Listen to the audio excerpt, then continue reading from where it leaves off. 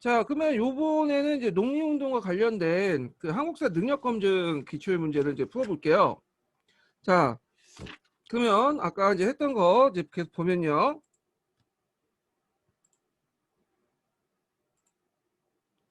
자, 여기 보면 이제 다음은 일제 강점기의 소작쟁이에 대한 통계이다. 자, 두 자료를 바탕으로 1934년 이후에 소작쟁이에 대한 추론은 옳지 않은 것은 이렇게 되었는데, 자, 여기 34년 이후죠. 그러면 아까 이제 1기, 2기, 3기 할 때 어디에 해당하냐면 이제 소작쟁이가 이제 거의 그 마무리되고 탄압받아서 이제 끝날 시점을 얘기해요. 그래서 되게 보면 이제 소작쟁이가 지하로 이제 장복해가지고 소규모 정치 투쟁 정도는 할 단계거든요. 그러면 여기에서 이제 내용을 보면 그 농민들 소작쟁이에 의해서 산미 증식 계획이 중단되었다.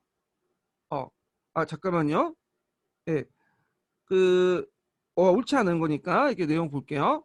자, 그래서 농민대 소작쟁이에서 일제 산미증식 계획이 중단되었다. 이건 틀리죠. 왜냐면 이건 일단 팩트가 안 맞고 34년하고는 상관이 없어요. 예, 그래갖고 요거는 틀렸다 이렇게 보시면 되겠죠. 산미증식 계획이라고 볼 때 보통 1차 산미증식 계획, 2차 산미증식 계획을 이제 지칭하죠. 그래서 그때는 이제 그 일본에서 농업 불황이 있었어요. 농업 공황. 그래서 그 당시 일본이 오히려 생산이 늘어났기 때문에 조선의 값싼 그 쌀이 들어오면 농가가 이제 피폐해지니까 이걸 이제 중단시켰던 거예요. 소작쟁이하고 관련이 없어요. 자, 그 다음에 이제 이렇게 좀 내용을 보면 되고요. 일제 탄압과 해유 아래 대규모 쟁이는 줄어들고 소규모 쟁이가 증가되었다. 예. 그래서 이때부터 이제 그 조금씩 이제 뭐냐면 그 소규모 쟁이로 이제 바뀌게 돼요. 그래서 30대 초중반까지는 이렇게 대규모 이제 했다가 이때 이제 소규모 쟁이가 상대적으로 이제 증가했다는 거고 전반적으로 볼 때는 다 침체기였는데 대규모 이제 쟁이보다는 소규모 쟁이 형태로 바뀌었다 이렇게 보시면 되겠죠. 자, 그 다음에 소규모 쟁이는 일제와 식민지 지배를 부정한 정치적 주행이 발전됐다. 네, 맞죠. 사회주의자들이 장복해서 소규모 쟁이들을 이끌었죠. 이제 30년대 지하화된 형태는 이렇게 이제 보시면 되고, 그다음 농민국의 수치에 따르면 건수의 참가 인원이 대폭 증가했으나 쟁이단 인원이 크게 줄어들었다. 요거는 틀려요. 일단 요 30년대 중반 이후 이제 후반대에 들어가면 어, 건수나 참가 인원은 대폭 줄어들어요. 예, 줄어들죠. 그리고 쟁의당 인원도 또 줄어들어요. 그래갖고 요것도 이제 뭐냐면 안 맞아요. 이거는 되게 보면 이제 어디에 해당하냐면 그 이거 어디에 해당한 내용은 없겠네요. 하여튼 4번도 틀리다는 거. 자, 그 다음에 경모국 수치는 시한과 관련된 대규모 행위 쟁의를 파악한 것으로 건수와 참가 인원이 줄어들었다. 뭐 이것도 맞고요. 그래서 답이 1번하고 4번인데 1번하고 잠깐만 3번이죠. 3번. 예. 1번하고 4번인데 요게 그 답이 밑에가 좀 잘못된 것 같아. 제가 보니까 1번, 3번으로 돼 있네. 예. 그래갖고 요거 좀 수정을 해주시고 요게 이게 답이 복수 정답이었어요 그때. 그래갖고 이거 문제 낼 때도 말이 좀 많아가지고 그때 막 왔다 갔다 했어. 예. 그래서 일단 30년대 후반 같은 경우에는 전반적으로 뭐냐면 소규모가 됐고요. 그리고 이제 대규모 쟁이보다는 아니 그 쟁이 수가 줄어들었고 그 다음에 대규모 쟁이보다는 소규모 쟁이가 이제 증가한 형태였고요. 그 다음에 이제 앞에서 정치적 주의는 계속 됐고 이런 내용들 좀 기억을 해두시면 될 것 같아요. 자, 그 다음에 이제 내용을 이제 보면요. 그 4번을 볼게요. 농촌진흥운동 내용을 볼게요. 자, 농촌진흥운동 같은 경우에는 일제 주도의 간제 농민운동인데요. 요게 예전에 2010년도에 기출문제 나왔던 거예요. 그래서 요거 정확하게 파악을 해두세요. 요걸. 자, 그래서 이제 내용을 보면요. 일단 경제공황으로 인해서 농민의 몰락과 저항. 그래서 이제 30년대 초중반 때 상당히 저항이 많았다고 했죠. 또 사회주의 영향을 받은 농민조합 운동의 확산 저지를 목적으로 했고요. 왜냐하면 또 그래야지만 일제 대륙 침략 정책의 대륙 침략을 할 때 한국을 안정적 후방 기지하로 안정화시킬 수 있잖아요. 자, 그래도 이런 목적으로 실시했다. 농촌진흥운동을. 자, 이거는 일제 주도의 간제 농민운동이야. 그러니까 간에서 주도했던 농민운동인데 뭐하고 비슷하냐면 그 6, 70년대 했던 새마을운동 있죠. 이 새마을운동하고 비슷해. 이 새마을운동하고 예, 새마을운동하고 비슷한 운동이다. 이렇게 이제 일단 인식하에 이제 출발하시면 되고 될 것 같아요. 이게 또 안 나오네.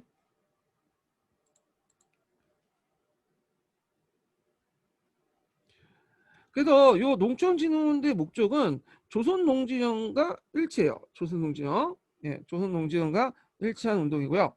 자, 내용을 보면 그 춘공퇴치, 그다음에 자력갱생, 차금퇴지. 차금이라는 것은 이제 농촌에서 지고 있는 빚을 얘기하죠. 농가 채무를 얘기하고요. 그다음에 이제 차금 예방 포방, 부녀자 잉여 노동력을 이용해서 영농의 다각화, 부업을 장려하고. 왜냐하면 삼미진식 계획 결과 쌀 농사 중심이다 보니까 이런 이제 자연적 경제적 영향에 따라서 쌀값이 폭락을 해버리면 많이 망하잖아요. 예. 그래서 쌀 외에도 다양한 작물을 재배하도록 했고요. 그 다음에 자장농 창설 계획을 발표하고 그 외에도 여러 가지 입법 조치를 하게 돼요. 이 농업 입법 조치를 하게 되는데, 자, 일단은 조선 농지령을 반포하고요. 조선 소작 조정론, 국민 구제 토목 사업, 그러니까 일자리 창출이죠. 국민이라는 것은 이제 가난한 농민들을 위해서 일자리 토목 사업을 만든다는 뜻이에요. 그 다음에 농가 경제 갱생제 뭐 이런 것들 했다. 그 중에 이제 시험 문제 나왔던 것이 조선 농지정이죠. 2002년도에 나왔고 객관식 기출에도 나왔어요. 요 문제가요. 그래서 이제 그 조선 농지정을 중심으로 해서 한번 살펴볼게요. 아이고.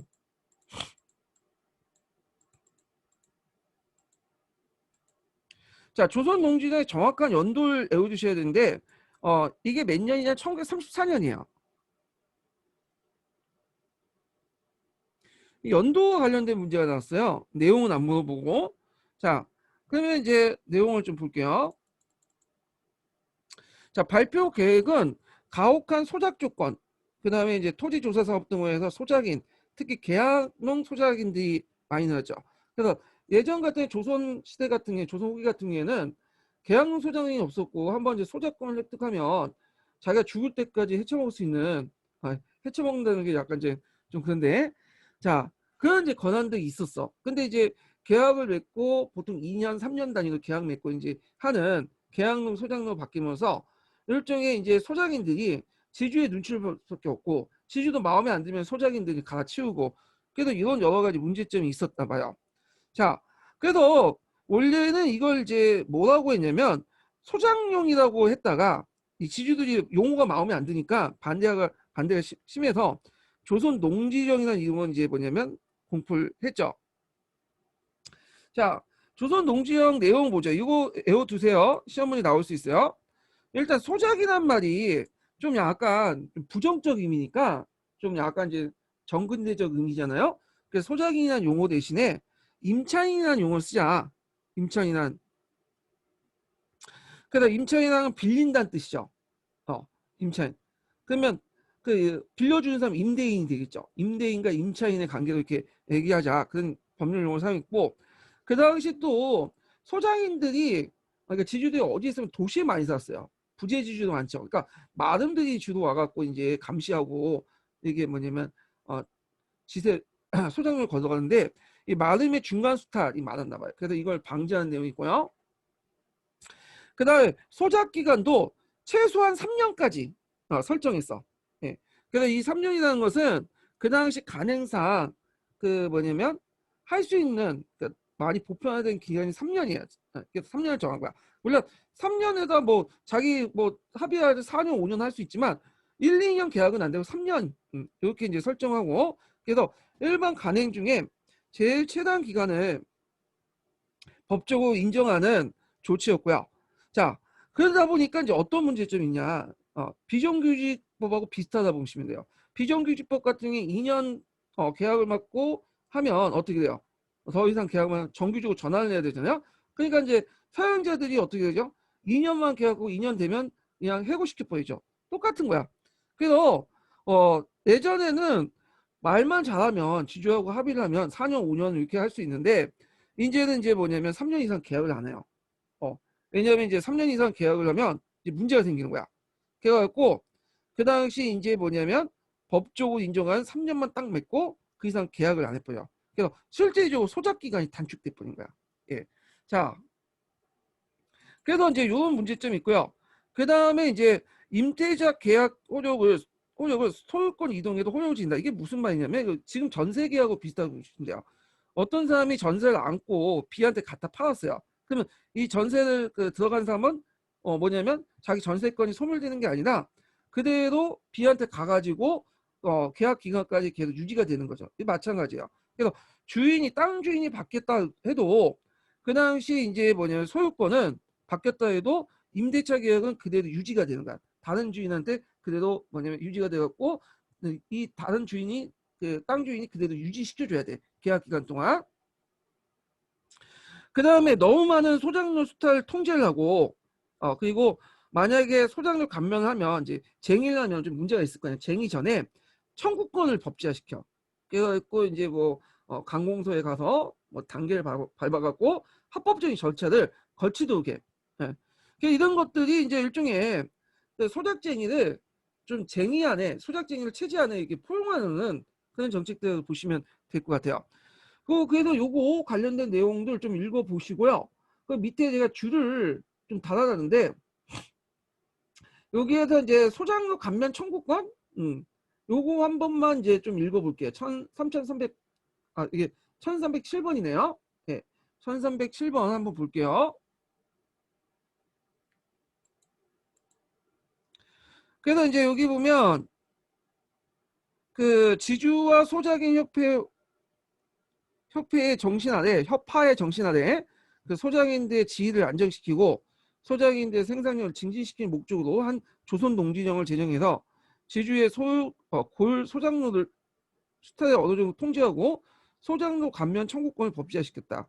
자, 이로써 농업 생산을 높이고 소작권 안정을 추구하는 대륙 심리학 확대 과정에서 조선 농민에 대한 행위와 농촌 통제의 효과를 얻으려고 했다. 예. 그래서 요거 내용 기억을 해두시고요. 체제 내로 이 소작쟁이를 흡수 통합을 하려고 했다. 자, 한계를 보죠. 종전의 식민지 지주의 개혁의 근본적인 개혁이 역부족했고요. 그 다음에 지주 자본가 등의 농민 수태가 토지 경쟁을 계속 지속했다. 이렇게 보시면 돼요. 그 밑에 제가 이제 조선농지용 관련된 내용이 있으니까 한번 보시고 심포샘에도 조선농지용 내용이 있어요. 관련된 사료 찾아보시고 꼭 기억을 해주세요. 제 생각에는 요거 나올 가능성이 좀 있어. 이게. 자, 그러면 그 한국사 능력 검증을 볼게요. 다음 일제 강점기 때 정책에 대한 설명 옳은 것은 이 정책은 체제 안정책의 일환으로 그 당시 빈농을 중시한 농민 일반을 체제에 수용시키는 목표로 한 것이다. 이 정책의 시행 배경으로 이해되는 그 농촌 내 활성화는 거꾸로 말하면 일제 민족운동 세력 간의 농민 획득 경쟁으로 표현할 수 있다. 그러니까 이제 그 당시 민족운동이나 뭐 사회 진영이 그 농민들 끌어들여서 반체제로 이제 활용하니까 그걸 막기 위해서 이제 일본이 자기 편 끌어들이기 위한 운동이었다는 거죠. 그래서 이제 그 일제 수소 농가 갱생계획, 농가가 스스로 복구할 수 있도록 여러 가지 이제 계획을 세웠는데 식량의 충실, 부채 상환, 현금 수익 개선, 부채 상환 같은 경우에는 차금 예방 연결돼 있죠. 자, 그러면 이제 갱생계획 3.6조를 얘기했는데 이거는 뭐와 관련된 거죠? 농촌진흥운동이에요. 농촌진흥운동. 일제가 펼쳤던 농촌진흥운동인데요. 아까 이제 그 앞에 언급한 조선농지령도 이 농촌진흥운동의 어떤 농업 입법 가운데서 했던 거죠. 자, 그러면 이제 답이 소작 조정령을 이제 제정해서 소작인들에게 조적 신청권을 부여했다. 네, 맞죠? 그래서 그 당시 그 농업 입법 내용 중에 여러 가지 법령이 있는데 그 중에 이제 법령이 뭐냐면 조선 소작 조정령이라는 게 있어요. 소작 조정령. 그래갖고 요 내용이 1933년에 만들어졌는데 제가 이걸 얘기 안 하고 그냥 건너뛴 것 같은데 그 윗부분에 보면요. 조선 농지령 위에 보면 어, 그 조선 농지정 외에도 조선 소작 조정령이라는 게 있어요. 소작 조건을 부분적으로 개선함으로써 소작쟁이를 최대한 완화시키려고 사법기관이 그로서 소작쟁이를 방지하려고 했다. 그래서 이 소작 조정령이 뒤에 조선 농지정 안으로 이제 편입이 들어와요. 예, 그 내용 자체가. 자, 그래서 이제 요 관련된 내용이고요. 자, 그 다음에 뭐 산미증식계획 관련된 내용은 1920년대, 토지조사 관련된 내용은 1910년대, 수의조합령 같은 경우에는 산미증식계획 가운데 한 거죠. 1920년대. 그다음 국가총독법은 이제 대륙 침략기 일제가 이제 본격적으로 정쟁했던 1940년 이렇게 이제 보시면 돼요. 그래서 이 국가총독법도 좀 외워두세요. 이 국가총독법이 일제가 이제 일본이 국내에서 실시한 법이에요. 그런데 이걸 이제 우리나라가 확대된 법인데 일제가 전쟁 와중에 이제 그 인력과 물자를 효율적으로 동원하기 위해서 만든 법이죠. 예. 자, 그 다음에 뒤에 넘어가서요. 노동운동의 전개 보죠. 요번에 이제 원산 노동자 종파업이 나왔죠. 요 관련돼 갖고 이제 노동운동이 나왔는데 노동운동의 전개 과정도 거의 대부분 그 농민운동하고 색깔이 비슷비슷해. 진행 과정이. 예, 초창기 때는 생존권 운동이었다가 나중에 들어가서 이제 사회주의자들이 본격적으로 개입되고 적색 노동조로 바뀌면서 30년대 넘어가면서 이제 완전히 뭐냐면 가격해지고 정치적 운동 바뀌었다. 이거는 맥락이 비슷해요. 자, 노동운동의 배경 보면 노동자 수의 증가, 특히 이제 열악한 노동 환경, 저임금, 장시간의 노동. 그래서 이제 일본 독점 자본의 투자 지출의 원인을 제공하게 되는데 아까 얘기했지만 일본 같은 경우에 공정법이라는 게 있어갖고 노동 시간이라든지 노동 조건이 제약이 있어. 근데 이제 총독법은 그걸 아예 폐지시켰죠. 적용을 안 했어. 예. 그래서 시한유지법은 잘만 적용하더니 이 공정법 같은 건 우리 조선 내에는 적용을 안 해요. 그래서 이제 요만큼 너네도 오면 쉽게 부려먹을 수 있다. 그래서 조선 내 자본을 좀 많이 유치시키고 공장 좀 많이 세워달라. 그러면서 이제 들어왔기 때문에 당연히 노동자 수도 이제 시간이 되면 2, 30년이 지나면 이제 조금씩 늘어나기 시작하고요. 그런데 공장법이 적용되지 않기 때문에 당연히 열악한 노동 환경에 처할 수밖에 없겠죠. 자, 이런 것들이 운동의 배경이 되었고요. 거기에다가 이제 2, 30년대 되면 사회주의가 유입되죠. 이런 것도 또 배경에 들어갈 수 있어요. 이게 안 나왔지만 사회주의 운동. 항상 노동운동 하면 거의 7, 80% 사회주의가 개입됐다고 보시면 돼요. 예. 자, 그러면 1920년대, 30년대 이제 노동운동을 볼게요. 일단 20년대, 30년대 구호부터 약간 좀 다르죠. 뭐 노동제 단결권, 파업권, 단체 개혁권, 그다음 최저임금제를 실시해라. 하루 8시간 노동제 확립해라. 동일 노동에 동일 임금을 지급해라. 요것도 요즘에 주장하죠. 네, 아직 안 적혀지는 게 되게 많아요. 지금도. 그 다음에 30년에 들어가면 좀 색깔이 달라져. 앞에서는 좀 약간 경제적인 요구인데 반해서 여기 보면 이게 노동 문제와 관련된 경제와 관련된 문제가 아니라 정치 문제가 좀 많이 개입되다가 그래서 예를 들어 전민족의 이익을 대표한 단일당 결성을 허용해라. 언론 집회 결사의 자유를 보장해라. 민중에 대한 포갑제도를 철폐해라. 뭐 교육제도를 폐지해라. 뭐 등등등을 이제 요구하는데 여기서 볼 때 이제 뭐냐면 사회주의자들이 많이 개입됐다라는 걸 볼 수가 있죠. 그래서 적생 노동조합 이번에 시험문이 나왔죠. 이 적생 노동조합인 만들어서 사회주의자들이 이런 것들 주도했다. 그러면 노동운동도 크게 보면 두 단계로 나눠볼 수 있어요. 1920년대와 30년대 초중반 두 단계 나눠볼 수 있고요. 또 세분화적으로 보면 이제 네 단계를 볼 수 있어요. 농민운동과 함께. 그러면 큰 이제 테두리에서 보자고요. 첫 번째, 1920년대에는 대부분 합법적인 투쟁이었어요. 그러니까 임금 인상이나 노동 조건 개선 같은 노동자 생존권 투쟁이었죠. 그러니까 경제적인 문제에 한정됐던 거죠.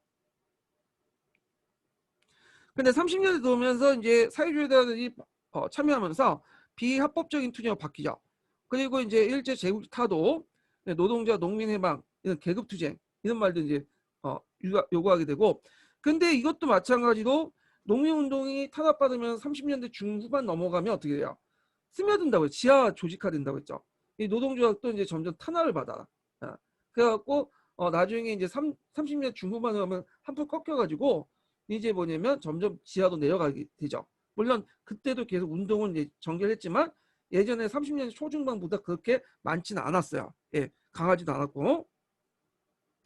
자, 그러면 1단계를 보자. 1단계는 이제 20년대 초반 정도 되는데 요때는 이제 그 노동운동 태동기로서 청년운동단체, 사회단체들이 이제 지원이 있었죠.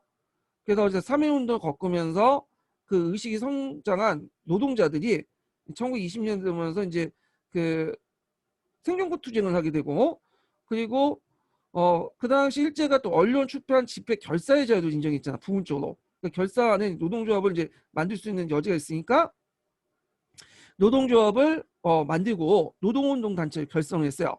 그래서 이때 이제 여러 청년운동 단체나 사회단체들이 그 노동의식을 고양시키고 단결 강화하는데 여러 지원을 해줬다. 1단계 단계에서는. 그래서 요거 내용들 보면 얘네들이 생존권 투쟁이라 보시면 돼요. 그 경제적 요구예요. 그래서 그 임금이나 반대, 임금 이상, 그 다음에 불황으로 인해 이윤 감소 노동자 임금을 보충했던 그걸 비판하기 시작하죠. 자, 그 다음에 단체 계약권 확립, 8시간 노동제 실시, 그 다음에 악재 1번인 간부 추방, 노동조건 개선이고요. 대표적인 투쟁은 그냥 그 밑에 있어요. 크게 눈에 띌 만한 투쟁은 없고요.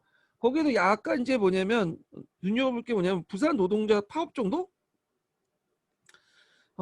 왜 이게 하냐면 이게 이제 그 앞에 오늘 이번에 시험 문제 나온 원산 노동자 대파업의 축소판이라고 보시면 돼요. 그래서 이게 한국노동운동사에서 최초 대규모 연대 파업을 하면서 임금 인상을 요구했던 거야. 최초의 연대 파업이야.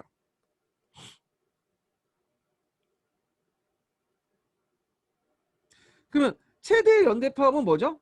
최대 연대 파업은 요번에 시험 문제 나온 1929년에 나온 원산 노동자 대파업을 얘기하죠. 자, 뭐 조직 같은 경우에는 그냥 지역적 합동 노동조합, 그 작업장 지역별 노조 그 정도야. 예, 그래서 뭐 불만한 건 없고요. 그 다음에 이제 여기에서 좀 눈여겨볼 게 이제 그 전국적인 조직망이 결성되면서 조선노농총동맹이 결성됐다. 아까 얘기했죠.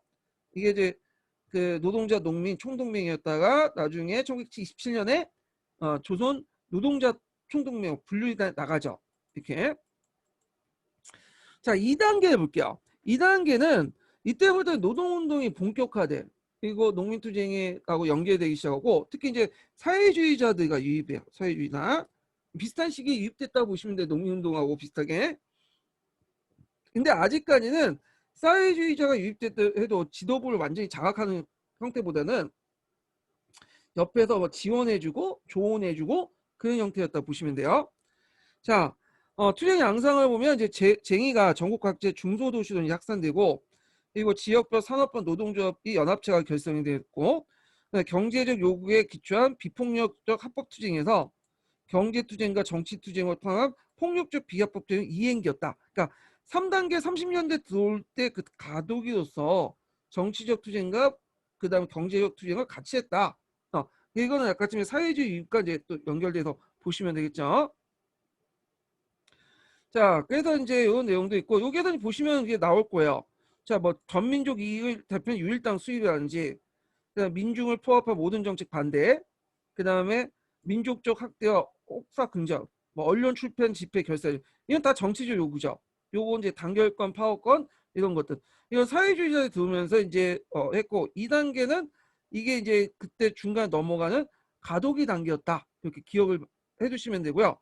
요때 이제 눈여겨볼 게 뭐냐면 조선노농총동맹에서 이제 분리돼 나와서 조선농민총동맹과 조선 노동총동맹 분리돼 나갔어요. 몇 년에? 1927년에 분리돼 나갔죠. 그 다음에 그때 대표적 투쟁으로서 이제 볼 게 뭐냐면 원산 노동자 총파업이에요. 요번에 시험 문제 나왔죠. 우리나라 노동운동상 일제 노동 일제 강점기 때 뭐냐면 최대 노동자 파업이야. 연대 파업이죠. 예. 상당히 백미죠. 노동운동사에. 그래서 예전부터 이게 절대 나올 거야 예상했어요. 원산 노동자 파업은. 예. 근데 좀 약간 심층적으로 나온 게 아니라 그냥 담답형식으로 나오더라고. 아쉽게도.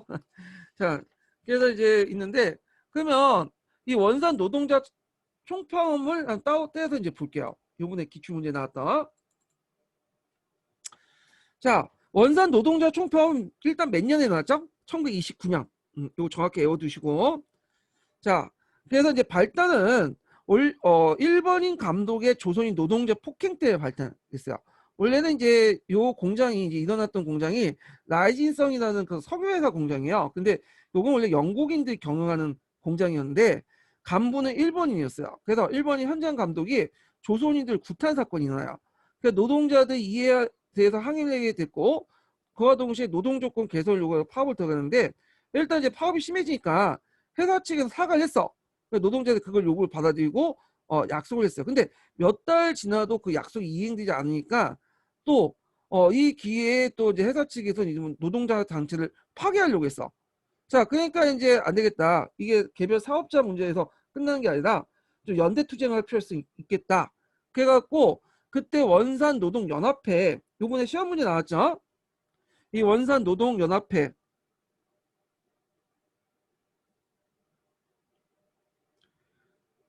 그 줄여서 원산 노전이라고 하죠. 원산 노전. 이 원산 노동 연합회가 이제 뭐냐면 조직적으로 이제 뭐냐면 원산에 있는 그 노동자들 끌어다 총파업을 하게 돼요. 자, 그래서 이제 자본가들 단체였던 이제 원산 산업회의소가 있는데 이때 원산 산업회의에서 이제 파업에 참가한 노동자를 분열시키려고 했고 그 다음에 일제 경찰도 노동연합회 간부들 이제 구속을 해가지고 했어. 그러니까 이제 이때 그 노동자들 다시 뭐냐면 여론전을 펼쳐갖고 이걸 전국으로 이제 연원화 시켜버린 거야. 그러니까 전국 각지에서 성금이나 식량 같은 것들이 들어오게 되고 거기에다 일본, 중국, 프랑스, 소련 등지에서 노동자 격렬 전문들이나 노동자들도 격려 축하 열심히 해라 전문도 보내와요.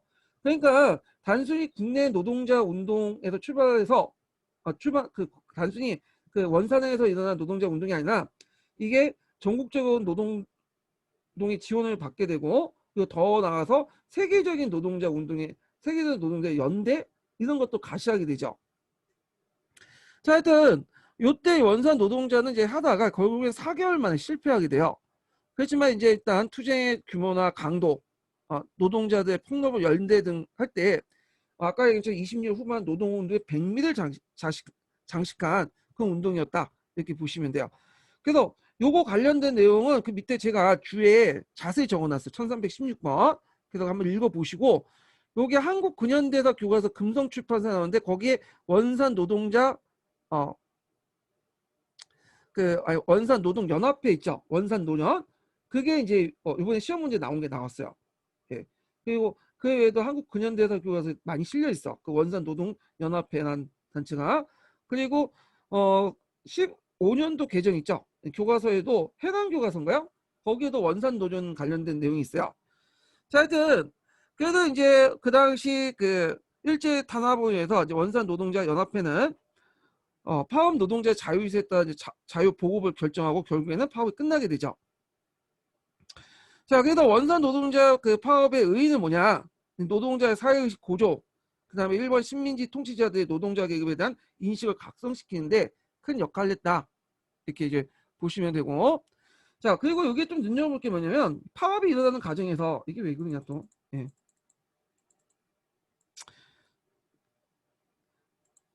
자, 파업이 일어나는 과정에서 그때 이제 그 일제가 어떤 일을 했냐면 일단 그 원산 노동의 강경파 지도부를 다 뭐냐면 건걸하고 이 신간회처럼 그 당시 이제 개량주의 기회주의자들 또 여기 심어놔요.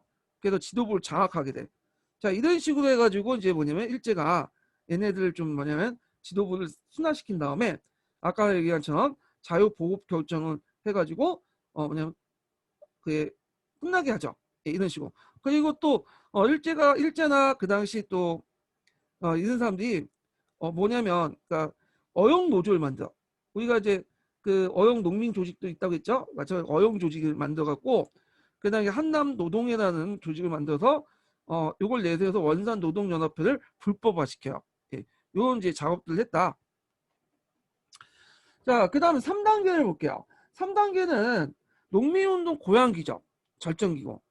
그리고 이제 1929년 세계 대공황 이후에 경제 공황 이후에 모습이 격화됐잖아요. 자, 그러면서 이제 절정기를 일었던 건데 요거는 이제 그 뭐와 관련된 사회주의자들이 본격적으로 지도부를 장악하면서 적색 농민조합을 만들면서 노동조합을 만들면서 했죠. 그때 이제 큰 영향을 줬던 게 예전 신간회 할 때 했던 뭐 12월 태제니 뭐 9월 태제니 뭐 이런 그 지정들이죠.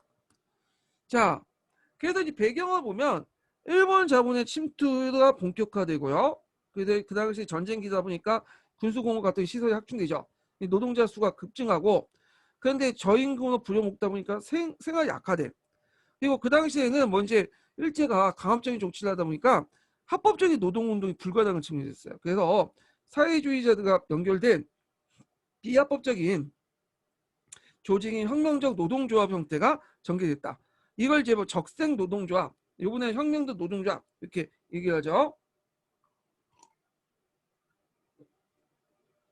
그래서 혁명적 노동조합 운동은 이미 1920년대 후반 나타나기 시작해요. 그러다가 이제 30년 넘어서 이제 신간이 해체되면서 이제 본격화됐다 이렇게 보시면 되죠. 그래서 요거 시험 문제 나왔을 때 기억을 해두시고요. 자, 이때부터는 2단계 때는 뭐 생존권 투쟁, 뭐 민족해방 왔다 갔다 했죠. 근데 이때는 이제 생존권 투쟁을 벗어나서 완전히 민족해방과 계급투쟁 해방 성격, 정치적 성격을 띠게 되었다는 거죠. 그 다음에 투쟁 야근상도 급진화돼 갖고 그 당시 이제 그게 이제 아까 얘기한 조선 공산당 재건 운동하고 연결돼 있다 보니까 커뮤니티로부터 인정을 받아야 되잖아요. 그러니까 급격하게 뭐냐면 아주 세게 나가요. 예. 그래서 이 노동운동에 이제 그 세게 나가게 되고 그래서 이제 파업 건수가 증가되고 시위가 많고 공장 점거, 습격 등등 했다. 자, 일단 이제 적상 노동조합화되고 그다음 모험주의 경향과 분파주의 경향을 청산하지 못하고 일제 강력한 탄압을 지어야 됐다. 모험주의 경향과 분파주의는 뭐냐면 사회주의자들이 원래 특징이 뭐예요? 어, 분열되기 좋아하잖아, 얘네들이. 그래서 자기들끼리 단합을 못하잖아. 거기다 그 안에 이제 뭐냐면 합법적으로 점진적으로 좀 뭔가 이루어진 것보다는 그냥 한번 밀어붙이고 강경파들이 등장해요. 그래서 이런 것들이 이제 뭐냐면 한번 크게 건술 먼저 터뜨릴 수 있지만 이것 때문에 이제 조직이 노출돼 갖고 이제 경찰이 집중적으로 공격을 받게 돼요. 그러다 보니까 이제 원래는 이걸 통해서 그 조선공산당 한번 재건해 보려고 했는데 아예 그냥 국내 사회주의 기반을 아니 무너뜨려 버려. 예. 그 나머지 잔여 조직들은 다시 밑으로 스며들게 되고 예전에 제가 한번 사회주의 운동할 때 한번 얘기하는 경성 콩콩 같은 지하 조직들이 이제 잠재돼 나가죠. 예. 그래서 그때 그런 조직들만 몇 개 이제 살아남게 돼요. 자, 요때 일어난 대표적인 쟁의 사건을 보면 뭐 부산진 그 조선방직 노동 파업이나 한남 신흥탄압 노동자 파업, 평양 고무 노동자 파업 등등 있는데 덜 그렇게 유명한 건 아니에요. 그냥 듣보잡이고요. 자, 그다음 사기로 들어가서 아까 이제 똑같은 농민운동과 비슷한 30년대 중후반 넘어가면 예, 대개 이제 노동운동 장복기라고 하죠. 노동운동 조합이 이제 강제 해산되고 파업과 퇴업, 노동자 도주 등 통해서 저항이 지속이 된다. 그래서 앞에 이제 농민운동하고 비슷해 30년대 중후반 넘어가면 그런 양상을 보이게 됐다. 이렇게 보시면 되고요.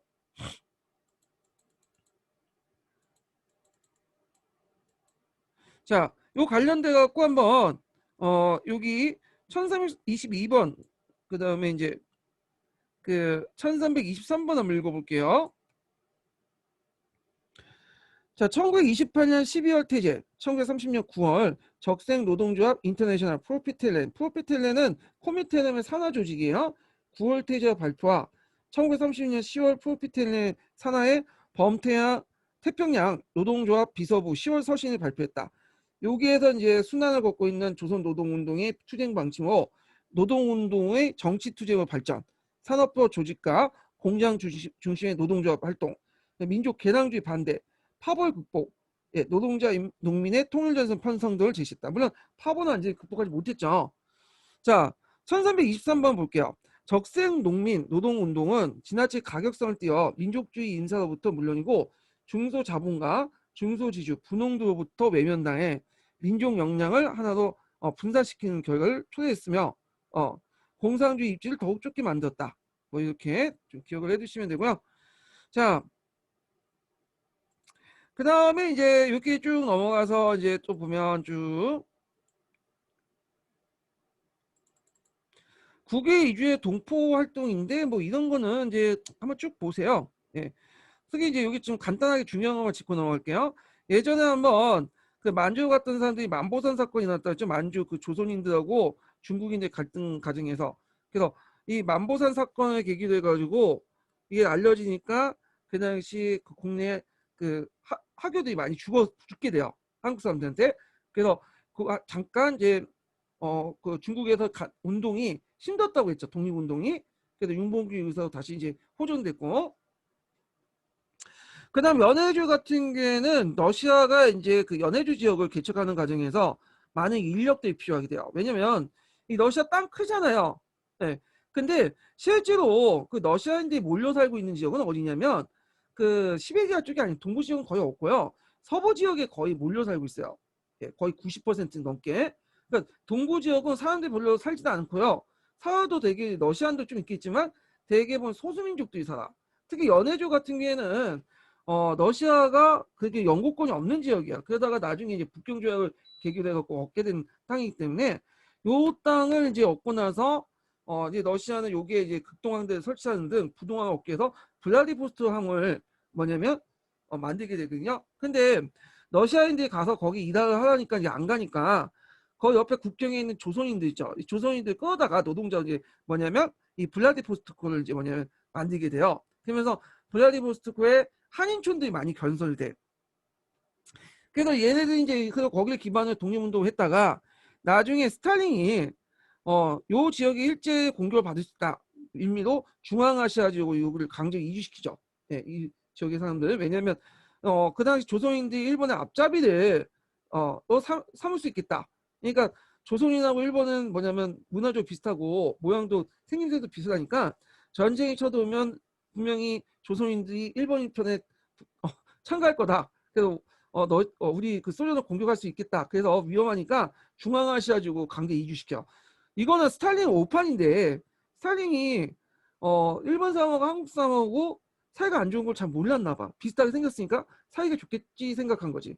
그러니까 우리식으로 따지면 아프리카인들 보면 다 사이가 좋은 것 같잖아요. 예, 그런 거 생각을 이렇게 생각한 것 같아요.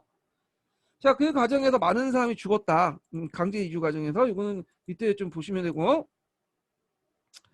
자, 여기에서 소련은 일본과 전쟁이 날 것을 대비해서 일본인과 외모가 비슷한 조선인을 중앙아시아로 강제 이주시켰다. 예, 외모만 비슷하다고 해서 우리가 일본을 좋아하는 건 아니죠. 예, 만약에 미국하고 일본하고 축구 경기를 했다고 해봐. 누굴 응원하겠어요? 대부분 미국 응원하겠죠. 그래서 이거는 좀 약간 좀 오해인 것 같아, 이 사람이. 그래서 뭐 그때 이제 이주 당하고 나서 까레이스키가 이제 이때 나왔던 거고요. 자세한 건 좀 읽어보세요, 그냥. 자, 일본 같은 경우에도 이제 정치적 망명이나 유학생 중심이었다가 일제 경제 수탈로 해갖고 이제 많은 농민들이나 노동자들이 이제 일본 건너왔죠. 그래서 이제 민족차별 저임금 갔다가 저임금 받고 있다가 강동 대지진 때 많은 또 조선인들이 학살당했잖아요. 이건 여러분 다 아실 테니까. 자, 하여튼 이렇게 있다는 걸 좀 기억을 해두시고. 자, 미국 같은 경우에는 뭐 사탕수수 농장이나 철도 건설 노동자가 많이 들어와서 주로 이제 그 하와이나 LA 부근에 많이 이제 뭐냐면 어, 거주를 하고 있었어요. 그래서 미국에 살다 보니까 좀 약간 그 미국이 잘 사는 동네 아니에요? 그래서 물론 그 한국인들이 밑바닥 인생을 저기 했지만 밑바닥 인생을 걸었지만 그래도 미국에 살다 보니까 돈은 좀 많이 벌었고 그다음에 대한인 국민에 많은 성공을 줬어요. 그래서 대한인 국민회가 일종의 그 독립운동할 때 돈줄 역할을 했고 그 돈줄 누가 지고 있었냐면 이승만이 지고 있었죠. 그러다 보니까 이제 이승만이 한 자리씩 다 이제 뭐냐면 이름이 걸려 있었던 거고 해방 후에도 국내 여러 정치 단체도 이승만을 다 뭐냐면 한 자리를 줬죠. 이승만도 몰랐을 거야 그거는요. 그건 뭐냐면 이승만 이름 팔아가지고 뭔가 좀 지지를 끌어올리고 이승만부터 뭐 자금 지원 이런 것도 이제 받으려고 했던 것도 있어요. 자, 그런 것도 있고 그냥 넘어갈게요. 이거는.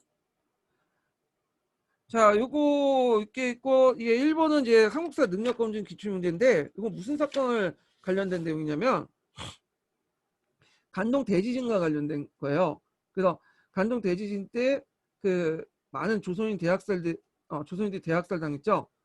그래가지고 1번은 그 당시 이제 쌀소동이니 공산당 성립, 뭐 노동자 계급 성장해갖고 막 불안한 상황에 대지진까지 일어나니까 그런 불만들을 일본 국내 불만들을 조선인으로 돌리려고 했어요. 그래서 이런 걸로 인해서 묵인하거나 조장을 했죠. 대학살을. 예. 자, 근데 이게 우리나라 신문에는 안 실렸어. 그래서 이걸 뭐 극비사항으로 이제 뭐냐면 놔뒀죠. 그래서 실제로 그 당시에 그 한국인들은 이 내용을 잘 몰랐어요. 물론 아는 사람도 있었겠지만 많은 사람이 알지 못했어. 왜냐면 언론 통제를 해놨기 때문에. 자, 그래서 이제 요 내용인데 그래서 1번이 답이에요. 당시 동아일보, 조선일보가 이 사건을 보도하면서 국내에 큰 방향을 불러일으켰다. 아니죠. 틀렸고 그 앞에 언급했던 만보산 사건 같은 게 큰 방향을 일으켰죠. 이게 잘못된 정보를 바탕으로 해서 이렇게 했다가 많은 그 국내 학교들이 많이 죽게 되죠. 그건 답이 1번이에요. 자, 그 다음에 이제 여기 보면 뒤에 넘어가서 여기 이제 이 지역이 이제 블라디보스토크 지역이죠. 그래서 블라디보스토크 관련된 문제를 물어본 건데 자, 지도에도 표시된 지역으로 이주했던 동포들이 연관된 성명을 오는 것은 자, 이거는 이제 2번이죠. 1937년 소련은 한국인의 일본 첩자 활동을 우려해서 이 지역에 거주하고 있는 한인들을 강제 이주시켰다. 이걸 말은 있고요. 그다음 1번 같은 경우에는 뭐 간민의 서전서숙하니까 북간도 일대를 얘기하는 거고요. 그다음 20세기 초 사탕수수 농장으로 이주하기 시작한 동포들은 자금을 모아 독립운동에 기부하고 신문과 잡지를 발행하여 예국심을 고취시켰다. 요거는 미주 지역이죠. 예. 대한민 국민의 신한민복 그와 관련된 내용이고요. 그다음 4번 같은 경우에는 해방 당시 230명이 달했던 이 지역의 동포 가운데 60만 명이 해방 후에 잔류됐고 영주권조차 부여되지 않았다. 1번이에요. 1번. 예. 그래서 우리나라하고 일본이 이제 그 정식으로 뭐냐 수교를 하잖아요. 이때 이제 그 두 부류가 생겼어. 이때 한국 국적을 얻는 사람도 있었고요. 한국 국적을 얻지 않고 그냥 뭐냐면 계속 영주권만 한국 국적만 한국 국적을 얻지 않고 대신에 일본 그 정부가 주는 장기 체류권인가 그것만 이제 가지고 있는 사람이 있어요. 이런 사람들 뭐라고 하냐면 예전에 그 일본 애들 우리를 뭐라고 불렸죠? 일제시기 때 조선이라고 했죠. 그러니까 얘네들 조선국적이라고 했어. 조선국적. 그러니까 이 사람들은 북조선에 속한 사람도 아니에요. 그냥 왜냐면 그다음 우리 그 북한하고 일본은 교류를 안 하고 있었잖아요. 정식 수교가 안 됐으니까. 그래서 이제 조선국적을 갖게 되죠. 그래서 지금 한일 교포들은 한국 국적을 가진 사람과 그다음에 조선 국적을 가진 사람 이렇게 두 가지로 나눠요. 근데 되게 조선 국적을 가지고 있는 사람들은 좀 약간 친북적인 성향이 좀 있어요. 왜냐하면 조총련이라든지 그다음에 또 북한에서 많이 지원을 해주죠.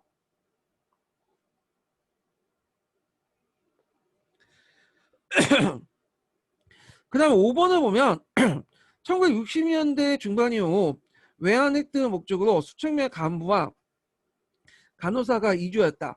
여기는 어디겠어? 독일이죠, 독일. 그 예전에 국제시장인가 그걸 이제 소재로 모티브로 해갖고 영화를 다뤘잖아요.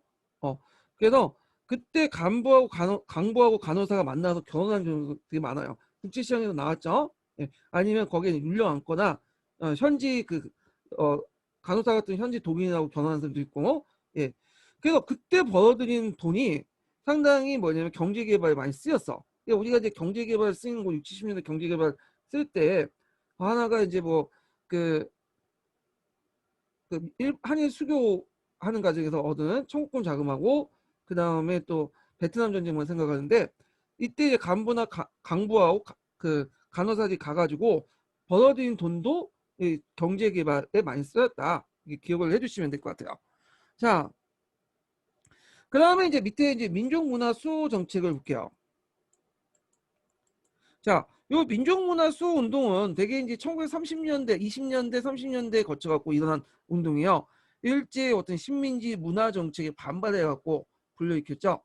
그래서 여기 보면 일제 식민지 통치에 이제 있는 건데, 일제 식민지 통치 보면 이제 우리나라 교육보다는 우리나라 이제 뭐냐면 그 진정한 교육보다는 우미나 교육, 그 다음에 식민사관, 일본 종교로 이제 통합시키는 운동 등등에 대한 반발에서 우리 민족의 문화와 그다음 정신과 역사와 언어를 지키자. 그런 운동도 있었어. 그게 민족 문화 수호 운동이야. 그러니까 교육, 언론, 역사, 종교, 문화의 방면에 다방면으로 일어났다는 거. 자, 그래서 이제 이런 내용들 좀 기억을 해두시고, 그러면 이제 볼게 이제 우리나라 민족 정신을 지키려면 뭐가 제일 중요해? 한글 지능 운동. 그러니까 일제 35년 동안 뭐냐면 우리나라 사람하고 일본 사람 다르다는 걸 이제 정체성을 유지하면 제일 중요해 두 가지죠. 일단 한국어를 사용하고 그다음에 한국 역사를 뭐냐면 기억을 해둬야 되겠죠. 이게 제일 중요해. 특히 언어가 되게 중요해요. 근데 이제 우리나라 사람은 그 당시 교육을 못 받았기 때문에 문맹자가 많았어요. 그리고 한글에 대한 어떤 표준적인 어떤 표준어도 성립이 잘 안 됐고, 그래서 이제 이런 한글 지능 운동을 통해 한글 보급 운동을 하고 한글에 대한 연구를 이제 같이 이루어졌어요. 예. 자, 그러면 한글 보급 운동 단체들 이제 좀 살펴보면 전 시간에 얘기했죠. 구한물 때 뭐가 있었죠? 국문연구소가 있었죠. 그래서 주시경 선생님이 여기 이제 대표적으로 활동했던 거고, 일제 통치기 때는 조선어학회, 조선연구회, 조선어학회, 그 다음에 강보구에는 한글학회 이렇게 연결되죠. 자, 그러면 이제 내용을 볼게요. 조선의 연구회를 보자. 조선의 연구회는 1921년에 만들어졌고요. 어, 중심 인물은 이윤재, 최원배, 김윤경, 뭐 장지영 이런 사람들이야. 그래서 대한제국 시기 때 국문연구소 있죠. 그때 주시경이 이제 그 주도를 했는데 요때 주시경의 제자들이 이제 뭐냐면 이런 사람이라고 보시면 돼요. 그래서 이런 사람들이 모여가지고 조선 연구회를 조직을 했고요. 자, 활동을 보면 한글을 널리 보급시키기 위해서 연구 발표회나 강습회, 강연회 이런 것들을 개최해서 민중을 대상으로 해서 문자 운동을 전개했다. 문자 보급 운동이죠. 그 다음에 한글날을 개칭하죠. 한글날 그러니까 한글날 개칭이 가가날을 정했죠. 가가날, 가가날. 예. 그래서 이게 나중에 한글날로 개칭을 하게 되는데, 자, 그래가지고 이제 이 한글날을 나중에 그때는 가가날을 지정했고요. 그 다음에 기간지인 한글을 발간했죠. 나중에 이제 조선연구회가 조선어학회로 이름을 바뀌는데 그때도 계속 만들어져요. 한글은요. 근데 이 조선연구회가 그 일본인 단체 중에 조선연구회라는 단체가 있어요. 그러니까 일본인들 중에 조선에 관심 있는 사람이 일본인들이 오타쿠들이 많잖아. 그래서 조선을 특별하게 관심 있는 그런 사람들이 모여가지고 조선연구회를 또 만들었나 봐. 그러니까 이름이 비슷하잖아요. 그러니까 1931년에 이름을 바꿔버렸어. 조선어학회로. 자, 그래서 이제 조선어학회 서구문 이렇게 밑에 있으니까 한번 읽어보시고, 자, 중심 인물은 최원배, 이승, 그 이중하, 장지영 이런 사람들이고요. 활동 내용을 보면 사립학교의 국어 교재를 보급하고 지방에 순회해서 한글을 보급하려고 했고, 그 다음에 이제 한국 맞춤본 통일안, 그 다음에 뭐 훈민정음 언해본 이런 것들을 이제 발간을 했고요. 그 다음에 조선어 사전이나 외래어 포기법 통일안 이렇게 있는데 제가 이 조선어 사전에 대해서 얘기를 하니까 떤 분이 이 조선어 사전이 뭐 조선어학회에서 만든 게 아니라 다른 사람이 만들었다. 그러니까 그 제가 이름은 까먹었는데 하여튼 개인 차원에서 만든 거다. 뭐 이렇게 주장을 하는 사람도 있는데 어 글쎄요 그것까지 우리가 알아야 될 필요가 있나? 왜냐면 그 사람이 조선어학회에 속했던 사람이고 뭐 개인적인 차원이든 조선어학회 이름이든 간에 일단 만들었으니까 이렇게 적어놓은 거고 뭐 공무원 교재라든지 교과서도 그렇게 적혀 있으니까 적어 놓은 거예요. 우리가 여기 특별하게 전공한 학자가 아닌 이상은 굳이 그런 자세한 내용까지 알 필요는 없을 것 같아요. 왜냐 그렇게 하나하나 파다가는 공부 못해요. 어떤 분 보니까 게시판에 어디 듣보잡 같은 그런 아주 이상한 사건을 물어보는 식으로 공부를 하시는 분인데 그분은 이제 뭐 장수할 가능성이 되게 많죠. 예, 그런 분들은. 그건 뭐 저기 대학원이나 박사학위 따는 것도 아니고 그런 식으로 공부를 하면 안 된다 그거죠. 예. 자, 하여튼 뭐 넘어갈게요. 자, 그 다음에 한글 잡지 아까 침에 계속 만들어졌다고 했죠. 그렇지만 1942년에 일제 탄압으로 이제 파견이 됐고 조선어학회가 이제 그 큰 사업이 우리말 큰 사전이야. 그래서 우리말 큰 사전을 편찬을 시도했고 그렇지만 조선어학회 사건이 나면서 이제 탄압받으면서 실패했다. 그래서 나중에 이게 이제 뭐냐면 다시 만들어졌죠. 한글이나 우리말 큰 사전으로 이제 만들어지게 되는데 요 관련된 내용이 예전에 그 영화로 다뤄졌어요. 이게 2년 전인가 작년인가 근데 말모인가요? 예. 그 영화를 봤어요. 영화를 봤는데 어 저는 그냥 약간 왜곡이 좀 있어가지고 그냥 재밌게 봤는데 옆에서 좀 약간 울고 그러더라고 어떤 여자분이. 예.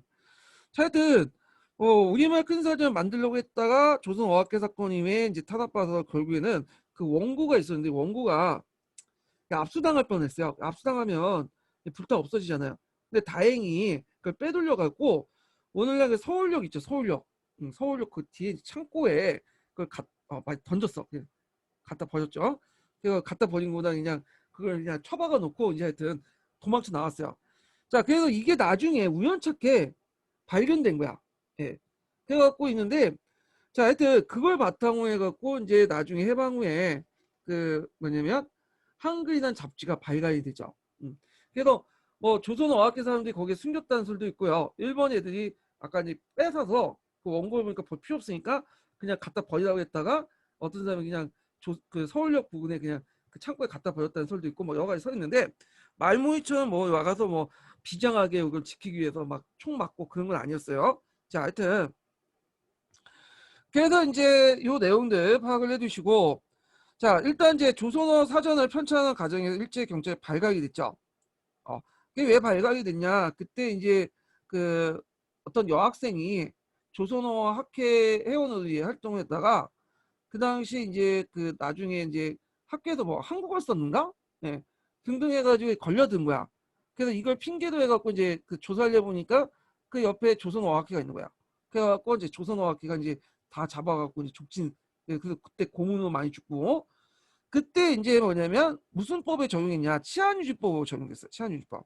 예. 치안유지법이 그 사회주의자들 잡는 법이지만 원래 목적이요. 근데 한국에서는 사회주의뿐만 아니라 뭐냐면 국채를 뭐냐면 흔들리는 사람. 이때 국채는 청왕 중심의 국가 체제를 흔들리는 그런 사람도 잡아들 수 있기 때문에 그 당시 이제 그 뭐냐면 민족주의자들 그러니까 조선어학회 사전 편찬자도 국채를 흔드는 사람이다. 그래서 청황제 중심의 어떤 그 대일본 제국에서 조선의 독립을 꿈꾸는 사람이다라는 명목으로 적용해서 뭐냐면 시험을 때렸죠.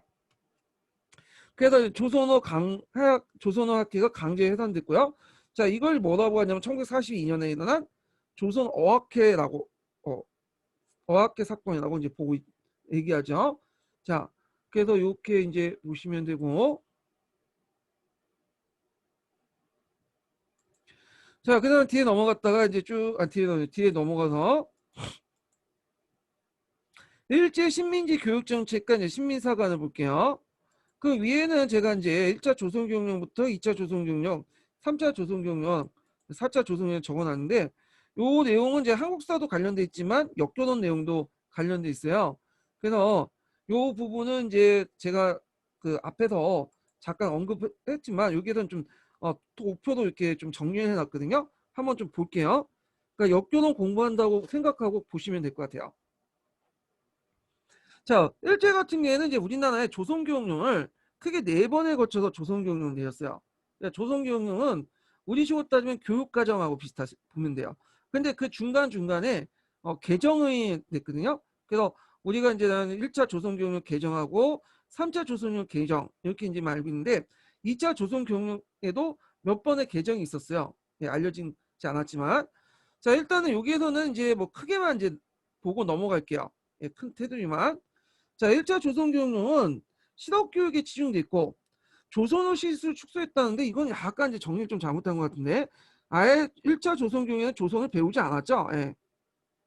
다만 본령에서는 배우지 않지만 1차 조선 교육령 그 뭐냐면 개정에서는 조선어와 조선사를 배우도록 했어요. 예. 그 축소보다는 그냥 그 비중이 적었다. 이렇게 이제 기억을 해두시면 돼. 이건 제가 정리한 게 아니라 저도 이거 그 학습지에서 뺏겨왔어요. 예. 그래서 이제 제가 정리를 했어야 되는데, 예. 자, 우리나라 역사 지리는 가르치지 않았다. 예. 그 다음에 소학교, 보통학교 개칭했고, 수업도 6년에 4년 동안 했죠. 보통학교는 요 정도만 배우면 너네들은 보통이다. 이런 의미죠. 대학 교육은 시키지 않았다는 거. 6면에 1년 1교주, 6년 1교주를 내세워서 6면에 한 개 그 보통학교를 뒀죠. 자, 그러다가 이제 2차 조선경영 보면 보통학교를 다시 6년을 확대하고요. 대학 설립 규정을 뒀죠. 경성지대 관련된 내용. 그 다음에 3면 1교주의 일본식 학제를 이제 일본 학제를 변경했다. 이게 일본 학제 왜 변경했는지 잘 모르겠는데, 요거는 좀 틀린 것 같아요. 그래서 요거는 3차 조선경영 관련된 내용 같아요. 3차 조선경영 가면 보통 이제 우리나라가 조선인 학제와 일본 학제가 이원화됐다고 했죠. 1차 조선경영과 2차 조선경영. 근데 3차 조선경영에 들어가면 내선일치라는 명목으로 그 당시 일본 학제에 통합을 시켜버려. 예. 그래갖고 그 당시 소학교, 중학교, 뭐 대학교시고 통합을 시키죠. 그래서 이 얘기를 하는 것 같은데 요걸 좀 잘못 적어 놓은 것 같아요. 예. 자, 그리고 조선어를 필수로 했다. 조선어와 조선사를 필수로 했죠. 이게 언제부터? 정확히 1차 조선용 교육령 개정부터죠. 개정. 예. 그리고 이제 우리나라 역사와 지리 일부 수업을 했고요. 그런 것도 있고요. 3차 조선 교육령 같은 1면 1교주를 내세웠고, 이 내세운 거지 실제 그랬던 건 아니야. 아직 항상 부족했어요. 예. 자, 한국 신민화 정책, 내선일체 등등을 했다. 그러면 왜 이렇게 보통학교를 많이 만들려고 할까요? 뭐냐면 일본어를 널리 보급시키려고, 그걸 통해서 충직한 일본인들 양성시키려고 했는데 일본인들이 그게 잘 안 됐어요. 예. 보급을 시키려고 했지만 실제 그 당시 보통학교에 가려면 의무교육이 아니라 돈을 내고 들어가기 때문에 돈이 없는 사람도 못 갔어. 그래서 거의 취학률이 20%나 30%뭐 그 정도? 그러니까 10명 중에 두세 명 가다? 그 정도였어요. 그러다 보니까 일본 애들이 1930년대 40년대 뭐 민족 말살 정책 해갖고 뭐 일본어 써라 뭐 강요했잖아요. 근데 그거는 강공서나 그런 교육기관에서 강요한 거지 실제로는 일본어를 몰랐기 때문에 잘 쓰지도 못했어.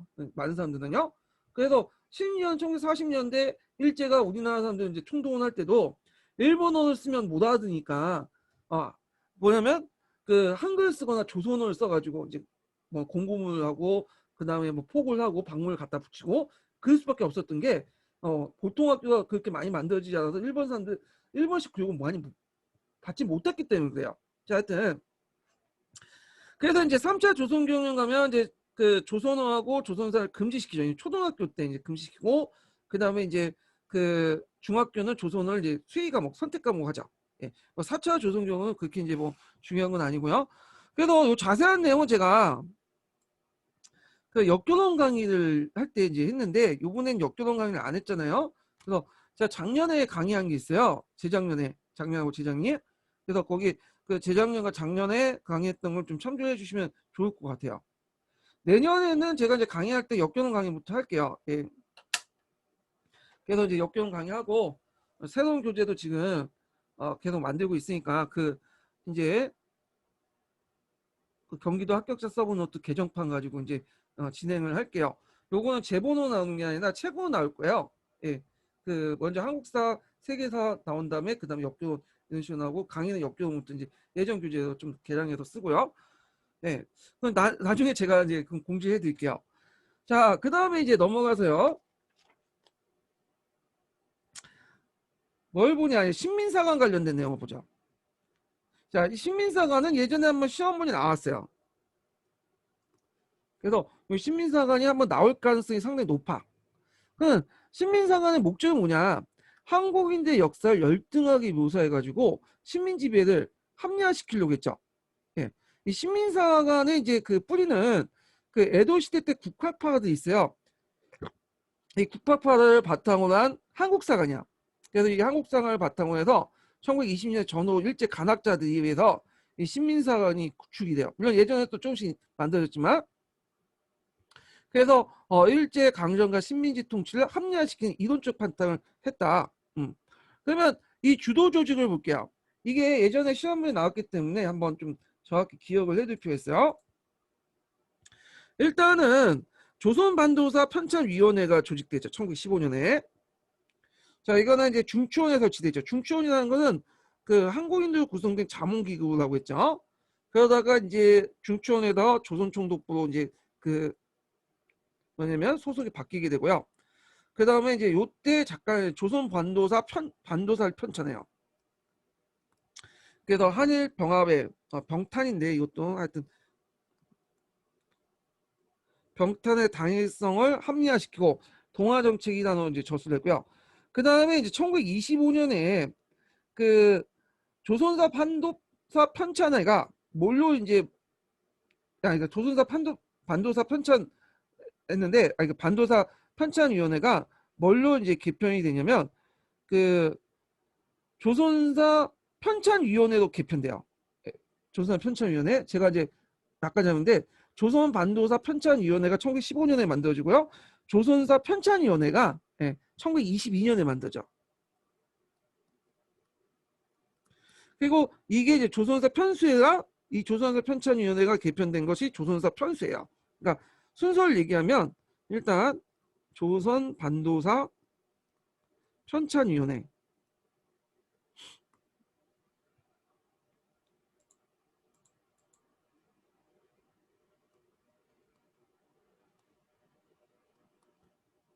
그러다가 이제 만든 게 조선사 편찬위원회.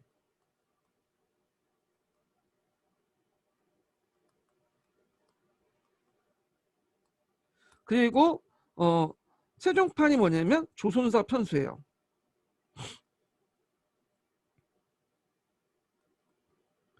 그래서 예전에 한번 시험 문제 나왔던 게 조선사 편수예요. 자, 조선사 편수회 때 뭐가 만들어지냐면 조선사가 편집되죠. 이 조선사는 그 앞에 기간이었던 조선사 편찬위원회에서 만들고 있다가 조선사 편수에 거쳐갖고 이제 마무리된 거야. 조선사. 요때 조선사는 우리가 조선 왕조의 의미가 아니에요. 조선 왕조의 의미가 아니라 요때 조선은 그때 일본이 우리나라를 뭐라고 해서 조선이라고 했죠. 그러니까 고대부터 해서 조선 왕조까지의 역사에 통사라고 보시면 돼요. 예. 그래서 이걸 만들어서 이제 민족 정신을 말살시키고 식민 통치를 합리화시키려고 했고 예전에 그 조선사 편수에서 만든 조선사 서문이 그 편찬 요지가 예전에 시험 문제 나왔어요. 이게 자 그래서 이제 여기에 보면 이제 이걸 만들어서 이제 한국의 어떤 주체적 연구를 완전 좀 봉쇄하고 왜곡된 자료를 갖고 한국사 연구를 진행했고요. 한국 교육을 학교 교육에서는 신민사학을 이제 강요하기 시작했다. 뭐 예전부터 강요했지만 예전부터 더 강요했다 보시면 돼요. 자, 그러면 여기 관련된 이제 그 신민사관의 주도 조직과 이제 관련된 내용 한번 읽어볼게요. 이 누드교사서에 있는 여기인가? 여기 누드교사 교과서에 있는 걸 읽어볼게요. 1915년에 반도사를 편찬하여 이때 반도사는 조선 반도사예요. 자, 편찬하여 일제의 한국 침략을 합리화시키고자 이에 따라 한민족과 일본은 하나가 되어야 한다는 동아 정책을 서술해 놓았습니다. 자, 이들 바탕으로 이듬해인 1916년에 조선사 편찬위원회를 만든 일제는 요게 이제 1916년이 아니라 15년이에요. 예, 이건 연도가 좀 안 맞는 것 같아. 자, 하여튼 만든 일제는 나중에 이를 1922년 조선사 편찬위원회로 고치고 조선사를 편찬했어요. 이것도 사실관계가 틀리죠. 조선사 편찬위원회가 조선사를 편찬하는 과정에서 그 언제 그게 끝났냐면 조선사 편수회 때 끝났어요. 예. 그래갖고 실제로는 조선사 편수회 때 이게 이제 뭐냐면 완성이 됐다. 조선사가. 그래서 그때 문제도 최종기구라고 했거든. 최종기간. 그 문제 보면 그래서 최종기간은 이 조선사 편수예요. 조선사 편찬에서 위원회에서 만들어놓기 시작해서 조선사 편수회 때 완성이 된 거야. 예. 그래서 그 앞부분 좀 사실관계 틀려요. 자, 일단 일본 왕의 침령으로 조선사 편수에도 다시 간판만 바꿔달고 독립관청으로 승격시켰습니다. 예, 이렇게 보면 되고요. 자, 여기에 보면 조선사 편찬 요지가 있는데 여기 좀 긁어볼게요. 이게 예전에 기출 예문에 나왔어요. 자, 조선인은 다른 식민지의 야만적이고 반개화적인 민족과 달리 문자와 문화에 있어서 문명인에게 떨어지지 않는다. 아, 이거는 듣기로도 난 사실 뿌듯하죠. 일본도 그걸 인정해 주는구나. 하여튼 이거 좋은다고 좋다고 이제 무슨 일은 아닌데 하여튼 일본도 그걸 인정하고 있는 것 같아 지금. 따라서 예로부터 전해오는 역사책도 많고 또 새로운 저술도 적지 않다. 그러나 저자는 헛되이 독립군의 옛 꿈을 떠올리게 하는 패턴도 있다. 한국통사, 이 한국통사 누가 졌죠? 박은식이죠. 자, 박은식이라고 하는 이제 한국통사 제조선인 저수, 그러니까 불량성인이죠. 애들 입장 볼 때는. 자, 그래서 이제 이런 조선인의 저서는 진상을 깊이 밝히지 않고 함부로 망령된 주장을 펴고 있다. 자, 이들 역사책의 인심을 어디로는 해독이 하할 수 없다. 그래서 이걸 막고자 이제 조선사를 만들었다. 뭐 이런 식으로 한 것 같아. 자, 불령성이었던 조선인들은 이제 조선인 박은식의 이제 그런 것들을 막기 위해서 했다고 하는데 원래 목적은 이제 그건 아니죠. 한국인의 역사를 열등하게 묘사해서 일본 식민 지배를 합리화시키는 거죠. 자, 그 다음에 청구학회를 볼게요. 청구학회는 앞에 언급했던 조선사 편수회와 경성제국대학 교수들이 중심에서 만들어졌고요. 그 다음 이걸 바탕으로 신민사학의 이동을 확립하고 보급했다. 그래서 청구학총이라는 역사 연구지를 강행했죠. 자, 그 다음에 조선총독부에서 고종과 숭룡실록을 편찬했어요.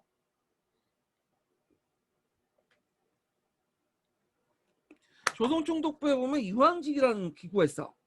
그 이황직이라는 건 예전에 조선왕실 관련된 기구인데 거기에서 고종과 숭종실록을 편찬해서 했는데 학계에서는 이거 인정하지 않죠. 그래서 조선왕조실록으로서 그 고종실록과 숭종실록을 빼요. 그러니까 어디까지만 인정하냐면 철종실록까지만 인정해. 그래서 25사만 인정하고 나머지는 인정하지 않고요. 학자들도 그냥 뭐 참고만 해요. 참고만. 요거는.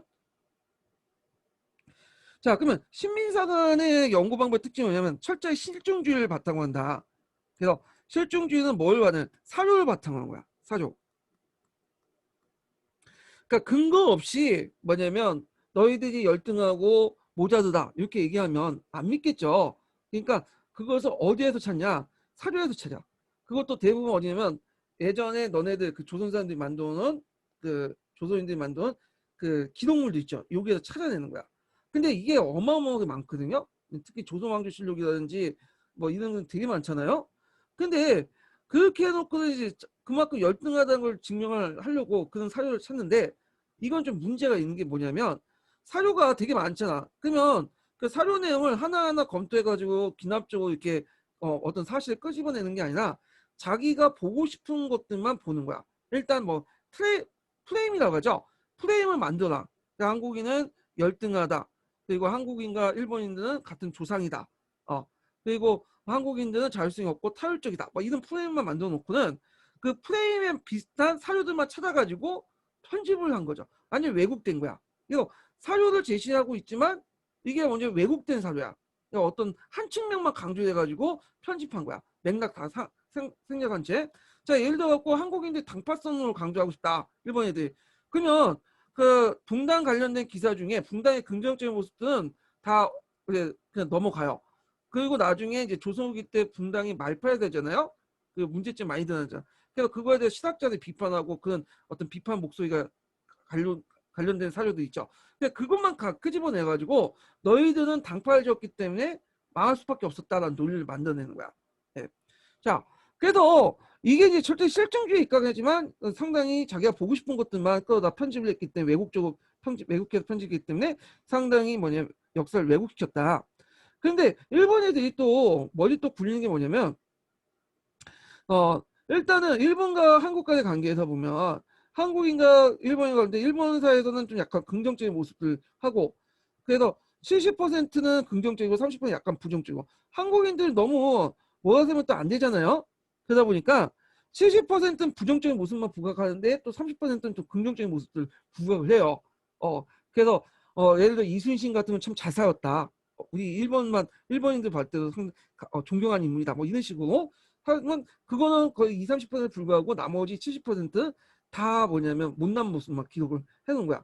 그래서 그런 식으로 해가지고 한국인들 적극적으로 이제 뭐냐면 끌어들여서 너희도 열등하다는 걸 심어주게 되는데 지금 그렇게 얘기했다가 비판 쏟아지고 말 그러겠죠. 근데 그 당시에는 우리나라가 이제 오랫동안 그러니까 일본의 통치를 받고 있는 기간이기 때문에 한국인들이 나한테 열패감에 좀 사로잡혔어요. 그래서 이게 좀 먹혀 들어간 것 같아.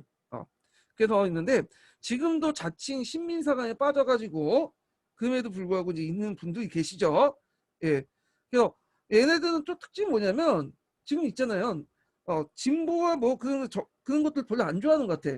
그러니까 진보에서 얘기하는 거를 다 반대한다는 의미에서 일본 애들을 무조건 이게 뭐냐면 그 찬양하고 그런 것 같아. 그러니까 진보 민족 이런 걸 별로 안 좋아해가지고 그런 분들은 좀 정신이 좀 뭔가 이상하고 그런데 그런 분들 특징이 뭐냐면 항상 팩트 강조한다는 거. 팩트도 어디에서 이상한 거 끌고 와가지고 자기 식대로 해석을 해갖고 제시를 내버리죠. 예. 그리고 다른 팩트 가지고 와서 이제 전체적인 모습을 보여주면 안 믿어. 예. 참 대단해요 그 사람들. 자, 그래서 이제 일단 실증주의 바탕을 했다는 걸 좀 기억을 해두시고 한번 관련된 내용을 한번 읽어볼게요. 1339번.